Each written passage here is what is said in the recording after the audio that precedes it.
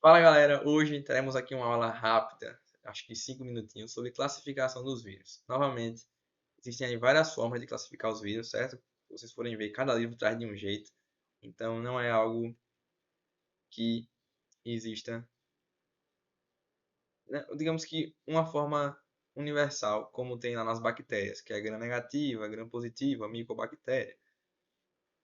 Aqui é um pouco diferente. Princípios de classificação, né, de vírus de importância médica. A classificação dos vírus, pessoal, ela se baseia em critérios químicos e morfológicos. Os dois principais componentes dos vírus usados para a classificação são o ácido nucleico, certo?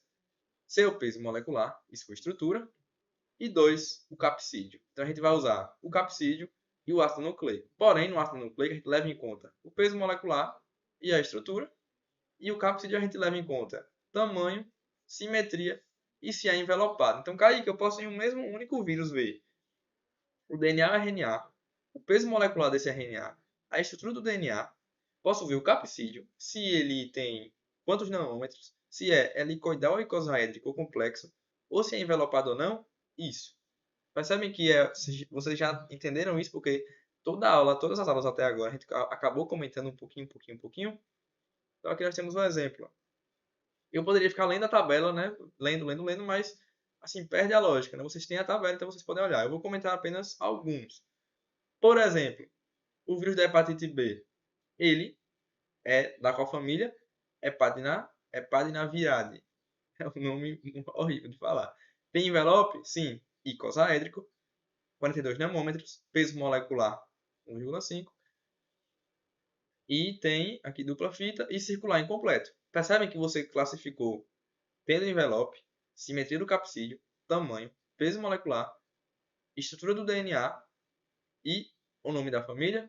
Sim, Kaique. Percebem que assim é complicado ter uma aula disso porque não tem como. Eu poderia ficar falando de um por um, mas aqui não iria para lugar nenhum. Outro aqui muito importante é os vírus aqui da herpes. Ó. Você vai ter o Epstein-Barr, que faz parte dele. Também é a mesma, tudo aqui é a mesma galera.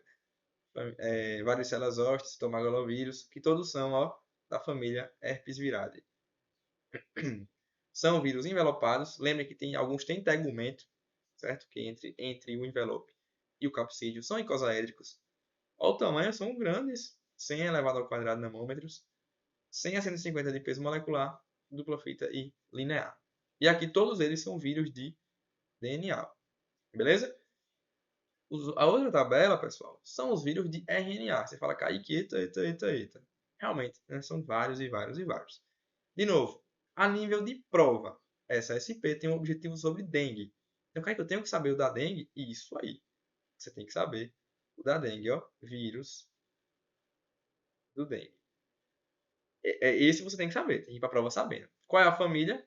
Flaviviridae, certo? Se não me engano, o gênero Flavivírus. Você tem que saber que é um flavivírus. E também um arbovírus, certo? Porque tem aí a sua relação com o Aedes aegypti.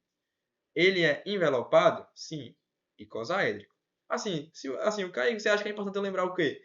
Lembre que é da família Flaviviridae, um flavivírus. Tem envelope, é um vírus de RNA e é de senso positivo. Pronto. É isso que tem que saber a nível de prova, certo? Fita simples, linear, não segmentado, senso positivo. Ah, então naquela aula que eu vi de replicação genômica com você, eu lembro que o positivo, ele, ele já servia para ser traduzido, então ele já produzia proteínas estruturais, e ele tinha um molde de RNA negativo que voltava a ser positivo. E isso, aquilo se aplica para o vírus da dengue. Beleza? Né? Quem quiser voltar à aula e ver de novo. Outro aqui importante, assim, importante porque está no nosso dia a dia, né, da UBS, aí em Jacobina, na cidade que você trabalha, e você sempre vai ter o vírus da influenza. E, pessoal, esses vírus, eles têm uma relação muito forte com a questão de entrar em ciclo lítico ou lisogênico, certo? E aí vai interferir o quê? Estado nutritivo do hospedeiro, estado de replicação do vírus, virulência do vírus, temperatura, pH. Então percebam que o que faz ele ir para o ciclo lítico, que é aquele que a gente aprendeu que rompe a célula, ou lisogênico, que ele fica, digamos que, sem se replicar, tem essas influências. E, Kaique, por que você está falando isso? Porque o vírus influenza ele aparece muito em épocas frias. Isso demonstra que a temperatura favorece a mudança nos seus antígenos múltiplos. E ele acaba, e aí pronto, isso casa com outra coisa. Por ele ter polaridade negativa, ele acaba facilitando a sua mutação, certo? Então, esses antígenos múltiplos dele têm essa relação muito forte. Ó, ele tem envelope, ele é helicoidal, é diferente, e segmentado também. Então, assim, né, eu não vou ficar lendo todos e todos. Ó, o coronavírus, que a gente aí, né, nosso conhecido, senso positivo, não segmentado, helicoidal e envelopado.